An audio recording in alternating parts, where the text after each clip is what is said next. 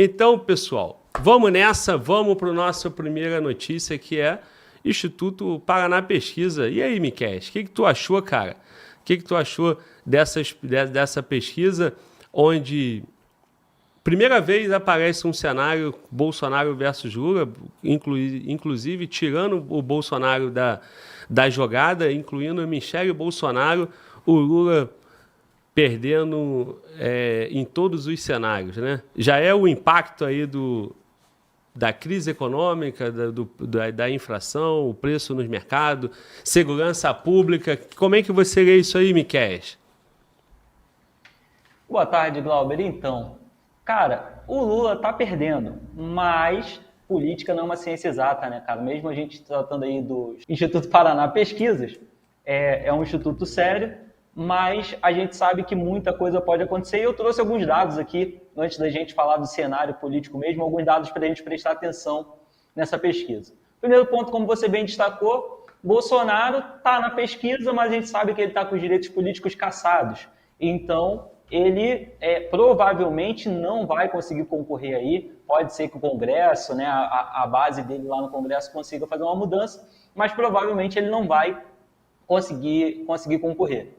Um dado importante que eu queria já destacar nessa pesquisa, para quem não teve acesso a ela, é que 53% das pessoas, naquela pesquisa espontânea, onde o entrevistador ele não apresenta nome de candidatos, 53% dessas pessoas simplesmente não souberam opinar ou não quiseram responder. Ou seja, você tem um público ainda muito indeciso, esperando ainda o cenário se decidir, saber quem realmente vai ser candidato ou não, para poder escolher o próprio voto. Então, tem muita água para rolar aí, tá? Esse cenário ele ainda pode ter umas reviravoltas muito sinistras, principalmente por causa de alguns pontinhos que eu vou destacar aqui para vocês, beleza?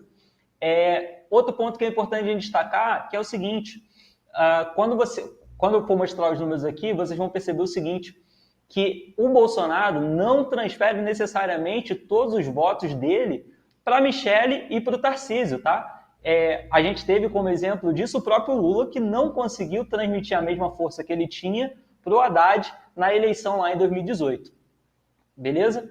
Então, eu queria destacar os seguintes pontos aqui. Vamos falar de números agora. Nessa pesquisa espontânea, tá? A gente teve o seguinte. Perguntaram para o eleitor, em quem você vota? E não deram sugestão de nome. E os eleitores falaram o seguinte, 18% votariam no Bolsonaro, 17% no Lula. E aí o interessante é que aparece o nome do Tarcísio e da Michele, numa mesma pesquisa onde algumas pessoas citaram o Bolsonaro. Isso deixa claro que já tem gente entendendo que o Bolsonaro não deve conseguir vir candidato e já assumiu que vai ter que votar no Tarcísio ou na Michele na próxima eleição. E o Ciro Gomes continua pontuando ali também, é o nome que eu quero destacar aqui nessa nossa análise. Beleza? Então vamos lá. Logo na sequência, os entrevistadores eles perguntaram ao pessoal, colocando nomes, né? Então eles citaram os principais candidatos, e a gente tem o Bolsonaro aparecendo com 38%, o Lula com 33,3%, o Ciro com 9,7%, o Caiado ali em quarto com 3,6%. Considerando a margem de erro, o Bolsonaro estaria ganhando aí porque ele está com 5,3% nesse primeiro cenário. Depois os pesquisadores fizeram um segundo cenário ali, sem o Bolsonaro, vamos continuar aqui no Bolsonaro. Outro ponto interessante para a gente destacar é o seguinte, no Nordeste, o Lula está ganhando do Bolsonaro com 14,8 pontos. Já o Bolsonaro ganha em todas as outras regiões, mas no Sudeste, que é a região mais populosa do Brasil, o Bolsonaro e o Lula têm uma diferençazinha só de 7 pontos. Então, quando você tira o Sudeste pelo Nordeste, a gente já tem meio que um empate aí, tá? Então, a gente está falando, se for o cenário entre Lula e Bolsonaro, um negócio muito acirrado. Beleza? Na sequência, tiraram o Bolsonaro e sugeriram a Michele. Aí a gente já tem uma queda. A Michele, o Bolsonaro teria 38% da intenção de voto, a Michele já cai para 31%. Em compensação, o Ciro e o Caiado sobem nesse cenário. Então a gente percebe aí que tem uma transferência de votos, em tese, do Bolsonaro para o Ciro Gomes, que é de esquerda, e para o Caiado. Então, assim, tem muita coisa para acontecer, muita água para rolar. A gente vai ver esse mesmo cenário acontecendo também aí com o Tarcísio. os votos dele, uma parte sendo transferida ali para o Ciro, né? O Ciro também sobe nesse cenário, beleza? Então, o que isso quer dizer para a gente? A gente percebe que o Lula tem um teto. Quando a gente olha os dados que foram apresentados, o Lula ele vai se apresentar aí com uma média de 33% a 34% de votos em todos os cenários. Isso significa que esse é o teto dele. Isso confirma aí essa tendência de reprovação que o Lula teve. A gente teve uma pesquisa agora no dia 19 de março, divulgada pelo Poder Data, que disse que 52% dos brasileiros rejeitam o Lula. Mas não quer dizer que 52% dos brasileiros sejam eleitores do Bolsonaro. Então, o Lula tem uma rejeição muito grande, não estão gostando do governo que ele está trazendo, e a gente vai se aprofundar nos motivos, né? Eu acho que fica meio óbvio, mas é sempre bom a gente ressaltar os porquês. E, por outro lado, a gente percebe também que, apesar de, na mesma pesquisa que deu 52% de aprovação para ele está com 42% de aprovação. Tem quem aprove, aí é a opinião de cada um. Mas esses 42% também não se convertem totalmente em votos para eles. Uma boa parte desse pessoal que, apesar de aprovar o atual mandato do Lula, vai estar destinando voto aí para outros candidatos, principalmente candidatos como o Ciro. Por isso que eu quis destacar ele nessa nossa conversa aqui, nessa análise inicial dos números, porque o Ciro ele vai vir aparecendo ali como terceiro colocado na maioria dos cenários, justamente porque algumas pessoas enxergam ele como uma terceira via ali para quem é da esquerda, para a centro-esquerda. Beleza? E, continuando, outro ponto que eu queria destacar, isso tudo para embasar o debate, beleza? Fator etário. Quando a gente olha lá os detalhes da pesquisa, que isso não foi demonstrado ali, né, nos portais que divulgaram essa pesquisa, a gente tem um detalhezinho muito importante, galera, que é o seguinte: o Bolsonaro ganha em praticamente todas as faixas etárias que ele disputa com o Lula. Só em uma que ele perde, que é na faixa etária do jovem de 16 a 24 anos. E por que esse fator é tão relevante? É uma diferençazinha no primeiro turno, né? Na pesquisa estimulada de primeiro turno, é uma diferença de 1,2%, e no segundo turno, ali na pesquisa feita, chegaria até em torno de 4%. Quando a gente vai falar ali do Tarcísio ou da Michelle substituindo o Bolsonaro, a gente também tem essa desvantagem a favor do Lula, né? Essa vantagem para o Lula ali, nesse público mais jovem, 16 a 24 anos. Quando se trata de Tarcísio ou Michelle, essa diferença ela ultrapassa 11% no primeiro turno. E por que isso é relevante, galera? Pelo seguinte: o público mais jovem ainda tem capacidade de ser convencido em muito, principalmente por quem? Pelos movimentos estudantis, por influenciadores aí, a gente viu, né, até o Felipe Neto lançando candidatura, e também, né, como a gente sabe, alguns professores utilizam da sala de aula para aproveitar ali, para tentar cooptar votos, tentar mudar a mentalidade, e o governo federal não vai deixar de maneira alguma de estimular que esse público mais jovem tire título. Tá? Então, existe uma tendência muito forte aí desse número de eleitores aumentar, essa faixa de eleitores aumentar e o Lula conseguir ampliar essa vantagem. Ah, mas é uma vantagem de 1% só entre o público mais jovem. É uma vantagem de 1% só entre o público mais jovem, mas lembre-se que na eleição lá de 2022, onde Bolsonaro e Lula concorreram, a diferença entre o Lula e o Bolsonaro no segundo turno foi de 0,9%. Então, assim, foram cerca de 2 milhões de eleitores, 2 milhões de votos válidos. Galera, a gente tem adolescente o suficiente para cobrir essa diferença aí, cobrir esse buraco. Eu queria aproveitar essa oportunidade. Você colocou um ponto da transferência de voto, né? Mas justamente essa transferência de voto, lógico que tem todos esses elementos que tu acabou de colocar para a gente, do convencimento do jovem, por exemplo. Mas quando a gente vê na pesquisa o Bolsonaro aparecendo com 38 e a gente presencia num cenário sem Bolsonaro a Michelle com 31, eu vejo uma transferência de voto absurda, quase que na sua totalidade, né? Parte desse voto, ele mostra uma consolidação, né? Porque o Lula, ele aparece em todos os cenários com 33% a 34%, ou seja, o Lula ele não cresce, independente de quem seja. Até mesmo contra a Michelle, o Lula aparece com os mesmos 33%, que ele tem contra o Bolsonaro. A Michelle não está em campanha e ela já apresenta aí 80% dos votos do Jair Bolsonaro. Então, me parece um cenário muito forte para a direita, para o bolsonarismo e um cenário aí muito preocupante para o governo atual, cara. O que tu poderia falar sobre isso? Glauber, como eu comentei, o Lula ele tem uma rejeição, ele tem um teto ali de 34%.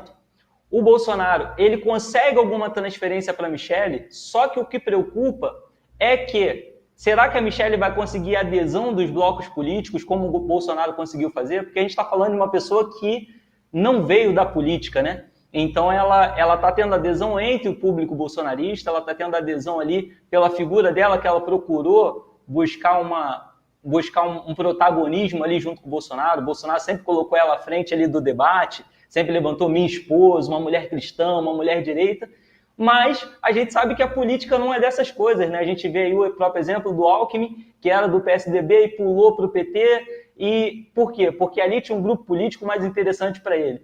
E aí, será que os aliados do Bolsonaro vão continuar aliados da Michelle? E aí isso faz uma diferença muito grande quando a gente fala numa coligação ali futura para a eleição, pensando em fundo partidário, pensando em tempo de televisão, pensando em mobilização de militância. Tudo isso é uma preocupação que a gente tem que estar vendo aí em cima desses números. Será que na rua o povo está com esse sentimento? Eu sei do seguinte, cara, eu brinco com o Mano Walter num podcast e todo dia o assunto do dia é o preço do café. Parece que o café já passou as marcas de R$40. O Miquel deu destaque para a rejeição do Lula. À medida que essa rejeição aumenta, à medida que o supermercado fica mais caro, as pesquisas vêm refletindo uma menor aceitação e vai indicando um cenário onde a esquerda perde em 2026. Batata, você é o cara das ruas, Batata. O que você tem a me dizer? Glauber, que bom que você vem dando essa roupagem nova a essa nossas... poder a gente colocar realmente a notícia de uma roupagem nova. Nós andamos na rua, Glauber. Eu não entendo essa discrepância, ou melhor dizendo, eu não entendo esses 33%, porque é uma porcentagem muito próxima ao outro lado. Não que eu seja esquerda ou direita, não, pouco me interessa, mas que a gente mostrando 33% de aceitação da coisa atual. Mas o que é atual? Atual é que a gente coloca R$1.000 no bolso hoje, vai pro supermercado, tu vem com 4 bolsas. Tu acha que a tua mulher te roubou, pô. Entendeu? Essa é a realidade. Então, como que você pode ter uma aceitação de 33% com a população esganada de fome? Isso não existe. Nunca existiu. Hoje nós temos aí... Semana passada veio a notícia que eles vão colocar mais álcool na gasolina para melhorar o impacto inflacionário. Para baixar o preço da Para baixar o preço. Vou dizer o seguinte, sabe o que estão fazendo? Legalizando o rabo de galo. Antigo rabo de galo, aí meus amigos taxistas. A gente sempre fez o rabo de galo, pô. O que é rabo de galo? O rabo de galo é misturar a gasolina no álcool, que é uma mistura de bebida, né? O rabo de galo aí, que a gente coloca no bar. Então, o rabo de galo sempre existiu. Isso é uma verdade na rua. E hoje eles vão fazer o quê? Vão legalizar o rabo de galo? Isso a gente já faz, a gente já sabe que o motor aguenta, entendeu? Só dá uma engasgadinha. Olha, meu amigo, uma grande realidade seja dita. Hoje, independente quem esteja lá do outro lado disputando a eleição, até mesmo o pessoal que tinha acostumado a ter uma aceitação com o governo atual, não está tendo. Por quê? Porque realmente há um impacto violento no mercado, pô. A gente não está conseguindo comprar mais nada. Hoje, o que o dinheiro está acontecendo? O que virou o dinheiro na mão do brasileiro? É isso que, infelizmente, a gente acaba não compreendendo. Sei que os órgãos são sérios, eu não estou questionando a pesquisa, mas é uma realidade. Aonde foi feita essa pesquisa? É o que a gente, às vezes, fica se cobrando. Pô, mas quem falou isso? Quem falou que o cara está aceitando? Quem aceitou esse cara? Quem aceitou? hoje a atual política que está acontecendo? Essa é a questão. Eu não estou dizendo de pessoa, não estou dizendo do presidente, não estou dizendo nada. Eu estou falando quem aceita a atual política que está ocorrendo. Quem entra no mercado não aceita, meu amigo. Resumindo, quem está satisfeito em pagar 40 conto, Não. 80 reais no quilo do café? Não dá. Quem está satisfeito em pagar 6 conto, 6,30, 6,40, 6,50 na gasolina? O que o Batata tá dizendo pra gente é o seguinte: pô, Batata, tu foi além, cara. Tu tá achando que 33% tá muito, né? Como é que tem tudo isso de intenção de votos, é isso? Não, Glauber, não há possibilidade, Glauber, de a gente analisar, você não bate boca na rua, do cara achar que tá bom. Bom não tá, não pode estar, Glauber. Não existe a possibilidade de estar bom. Bom não tem que estar. Tá bom para quem?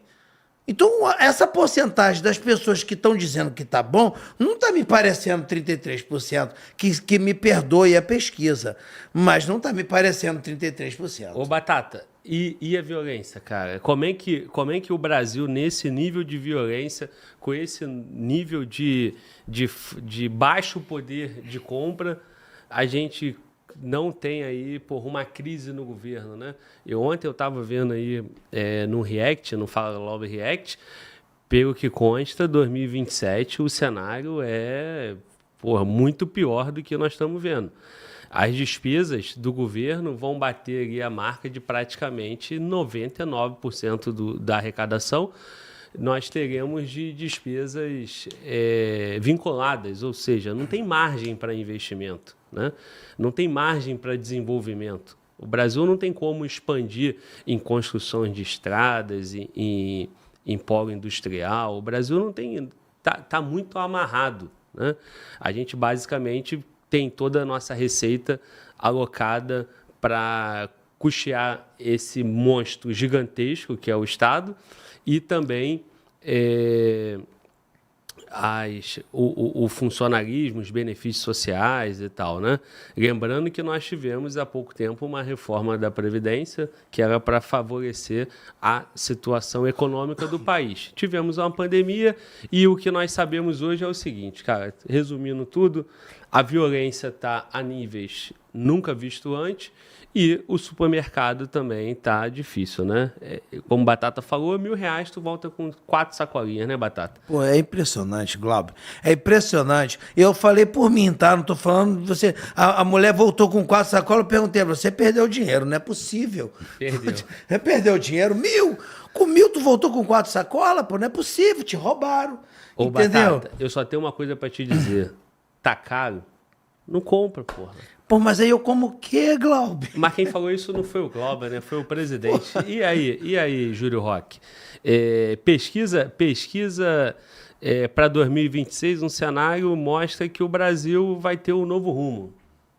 Bem, vendo do ponto de vista internacional, é um eco, né? O que acontece internamente no país, seja na política, seja na violência, seja nos investimentos, seja no volume, né, que está sendo gasto e que não vai ter gordura, né, 2026 e 2027, como você mesmo citou, ecoa diretamente no mundo internacional, do lado de fora do país. Esse eco vem sendo visto principalmente pelos blocos, a nova reestruturação do mundo, né? Dentro dos seus blocos apareceu o BRICS, o Brasil faz parte do BRICS, né?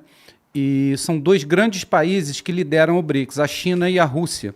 Então a gente está vendo também uma certa ação do novo presidente americano quanto à reestruturação mundial, né, com taxações, e isso está fazendo um grande jogo de xadrez, onde mostra que a atual presidente do país, elogiando algumas ditaduras, fazendo com que você possa pensar dessa maneira, venha a atrapalhar a visão dessa nova reestruturação.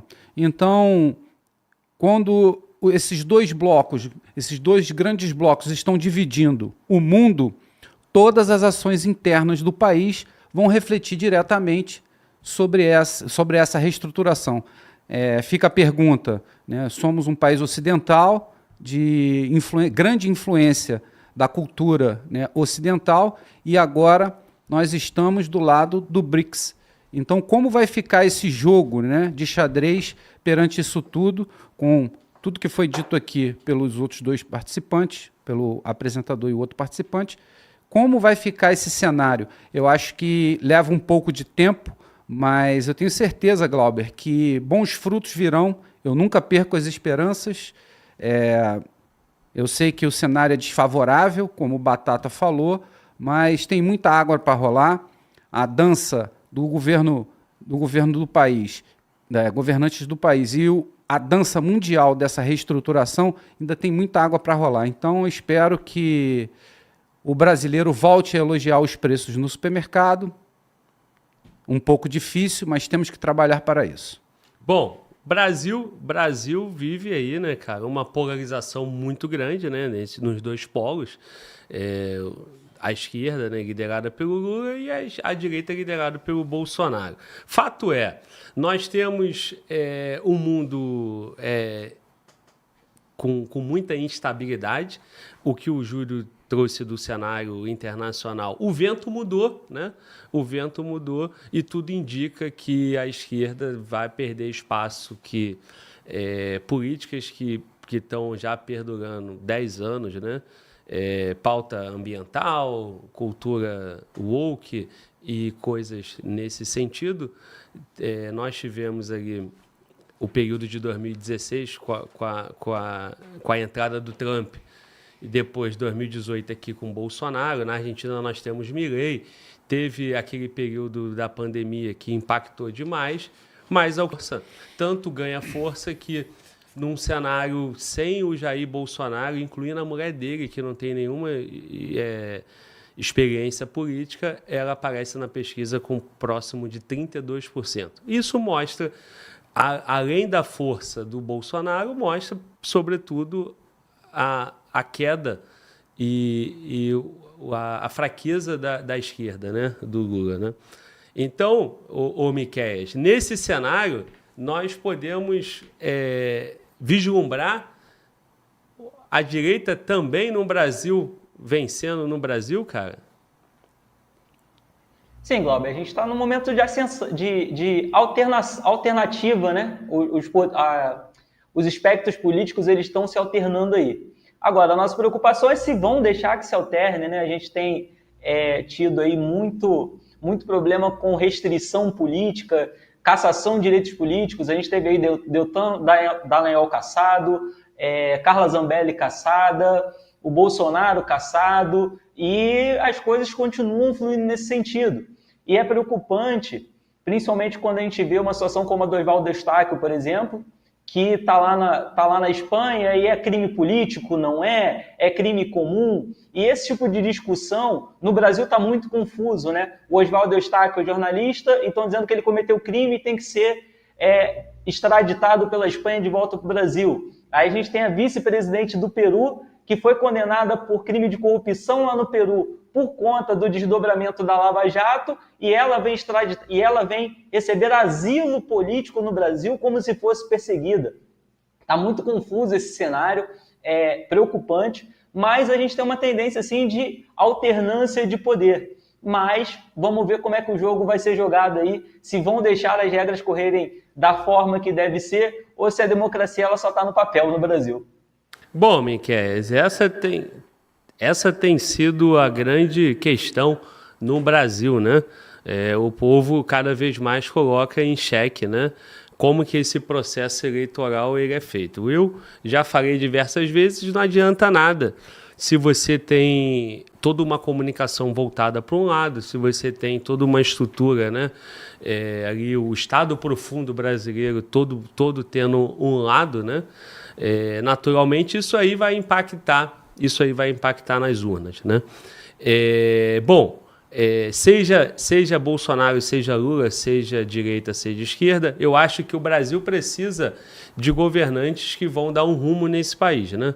A gente já aqui no canal, a gente solta críticas tanto para um lado quanto para o outro, porque a gente não veste a camisa de um líder político, a gente veste a camisa do Brasil, do povo, né? E essa é a nossa pegada. Uma coisa é certa, né? Tirando o concurso de simpatia, tirando o personagem político, né? Seja ele o companheiro ou seja ele o acabou, porra! Tô aprendendo, né? Seja qualquer um dos dois, o importante é que o Brasil precisa avançar, independente da persona. O modelo de governo faz a diferença, né? Então, nós tivemos um período curto de uma direita bolsonarista, vamos dizer assim, liderando o país. A gente precisa avançar em infraestrutura, a gente precisa avançar na nossa capacidade energética, a gente precisa avançar na exploração das nossas riquezas, né?